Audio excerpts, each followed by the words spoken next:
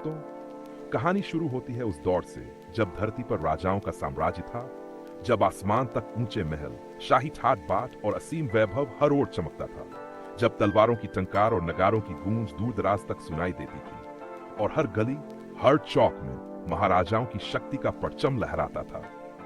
यह सिर्फ एक कहानी नहीं, बल्कि उस युग की झलक है। इसलिए अगर आप सच में इस सुनहरी दास्तान का असली मजा लेना चाहते हैं, तो इस कहानी को अंत तक जरूर देखिएगा। बहुत समय पहले उत्तर दिशा में एक विशाल और समृद्ध साम्राज्य था, जिसका नाम था अवंती नगरी। इस नगरी पर शासन करते थे महाराज विक्रम सिंह। उनकी वीरता, उनकी सेना की शक्ति और उनकी अपार दौलत की ख्याति पूरे देश में फैली हुई थी। राजमहल इतना भव्य था कि उसकी दीवारें सोने की परतों से चमकती और उसमें जड़े हीरे जवाहरात सूर्य की किरणों से चमककर दूर दूर तक रोशनी फैलाते थे।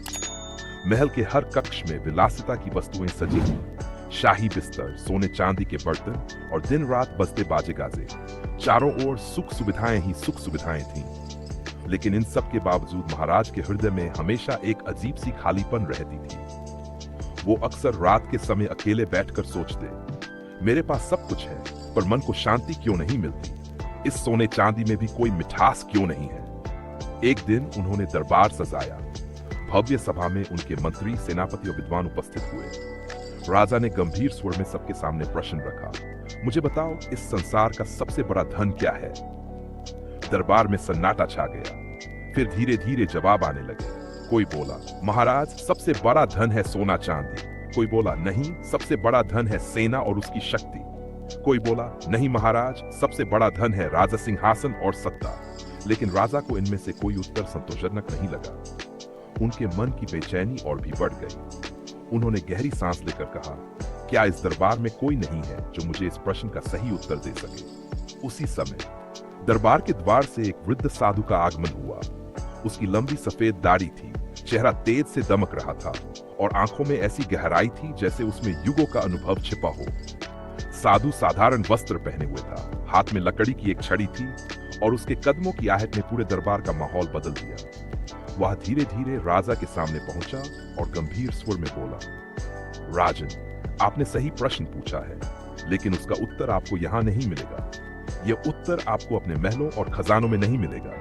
यह उत्तर आपको तभी मिलेगा जब आप मेरे साथ चलकर देखेंगे कि असली जीवन कैसा होता है। राजा ने साधु की आंखों में झांका। उन्हें वहां एक सच्चाई दिखाई दी, एक दिव्यता महसूस हुई। उन्होंने बिना देर किए निर्णय लिया।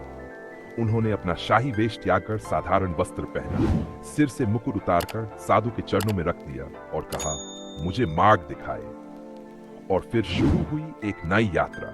साधु राजा को महलों से बाहर ले गया, राज्य की गलियों में, गांवों की कच्ची सड़कों पर, किसानों के खेतों में। वहां राजा ने पहली बार अपनी प्रजा की असली हालत देखी। उसने देखा कि जहां एक ओर महल सोने से चमकते हैं, वहीं दूसरी ओर गांव के झोपड़ों में बच्चे भूख से रोते हैं। उसने देखा कि गरीब किसान दिन रात मेहनत करते हैं, लेकिन उनके घरों में चूल्हा तक नहीं जलता। उसने देखा कि बूढ़े लोग अकेलेपन में तड़पते हैं और बीमार लोग बिना दवा के जान गंवा देते हैं। राजा का हृदय कांप उठा, उसकी आंखों में आंसू आ गए। साधु ने राजा के कंधे पर हाथ रखा और धीमे स्वर में कहा, राजन, यही है जीवन की असलियत। सोना चांदी आपके महलों में रह जाएगा, सत्ता आपके साथ नहीं जाएगी, सेना की शक्ति भी एक दिन खत्म हो जाएगी, लेकिन जो अच्छे कर्म आप करेंगे, जो प्रेम आप बांटेंगे, वही असली धन होगा। वही आपकी पहचान बनाएगा, वही आपके साथ हमेशा चलेगा। राजा साधु के चरणों में गिर पड़ा। उसकी आंखों से आंसू बहने लगे। उसने मन ही मन निश्चय कर लिया कि अब वह अपने खजाने का उपयोग सिर्फ अपने वैभव के लिए नहीं, बल्कि अपनी प्रजा के सुख और भलाई के लिए करेगा। और सचमुच उस दिन से अवंती नगरी बदल गई। राजा ने आदेश दिया कि हर गांव में अन्न भंडार खोला जाए, गरीबों को मुफ्त भोजन दिया जाए, हर बीमार व्यक्ति के लिए राजमहल की दवाइयां भेजी जाएं और अनाथ बच्चों की देखभाल के लिए आश्रम बनाए जाएं। धीरे धीरे प्रजा के जीवन में खुशहाली लौटने लगी। बच्चे हंसने लगे, किसानों के घरों में चूल्हा जलने लगा, बूढ़ों के चेहरे पर संतोष की लकीरें उभर आई और लोग राजा को नए नाम से पुकारने लगे, दाता विक्रम सिंह। अब राजा के चेहरे पर भी वह मुस्कान लौट आई जो कभी अनगिनत खजानों में खोजने पर भी नहीं मिली थी। रात को जब वह सोने के बिस्तर पर लेटते तो उनके मन को सच्चा चैन मिलता। समय बीतता गया। राजा वृद्ध हुए, लेकिन उनकी ख्याति उनके खजानों से नहीं, उनके दान और कर्मों से फैली।